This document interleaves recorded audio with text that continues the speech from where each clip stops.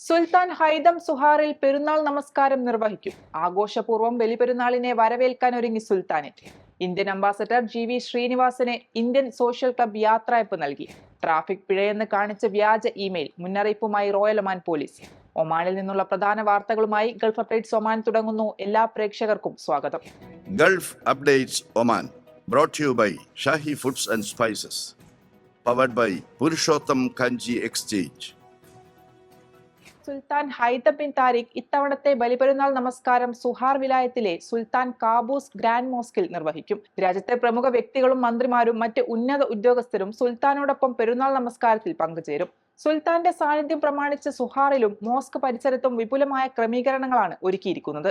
ത്യാഗത്തിന്റെയും സമർപ്പണത്തിന്റെയും വിശുദ്ധ സ്മരണകൾ ഉണർത്തി വീണ്ടും ഒരു ബലിപെരുന്നാൾ കൂടിയെത്തുമ്പോൾ ആഘോഷങ്ങളുടെ വരവേൽപ്പിനൊരുങ്ങി ഒമാൻ സുൽത്താനേറ്റ്. ബുധനാഴ്ചയാണ് ഒമാനിൽ ബലിപെരുന്നാൾ. രാജ്യത്തെ നഗര ഗ്രാമ വ്യത്യാസങ്ങളില്ലാതെ വിപണികളും തെരുവുകളും വീടുകളും ഒരേപോലെ പെരുന്നാളിനൊരുങ്ങിക്കഴിഞ്ഞു. പ്രാർത്ഥനകളും പാരമ്പര്യവും ഒത്തുചേരുന്ന വേറിട്ട ആഘോഷ കാഴ്ചകളാണ് ഇത്തവണയും ഒമാനെ വരവേൽക്കുന്നത്. ഒമാനി പെരുന്നാൾ ആഘോഷങ്ങളുടെ ഏറ്റവും വലിയ സവിശേഷത പാരമ്പര്യം വിളിച്ചോതുന്ന ഹത്ബ വിപണികളാണ്.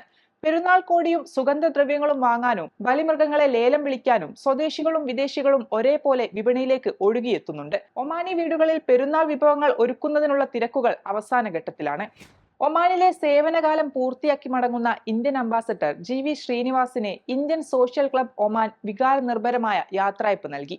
ഇന്ത്യ ഒമാൻ ഉഭയകക്ഷി ബന്ധം ശക്തമാക്കുന്നതിനും ഒമാനിലെ ഇന്ത്യൻ സമൂഹത്തിന്റെ ക്ഷേമത്തിനുമായി അദ്ദേഹം നൽകിയ മികച്ച സംഭാവനകളെ ചടങ്ങിൽ അനുസ്മരിച്ചു. വിവിധ ഭാഷാ വിഭാഗങ്ങളിലെ പ്രതിനിധികളും പ്രമുഖരും ചടങ്ങിൽ പങ്കെടുത്തു.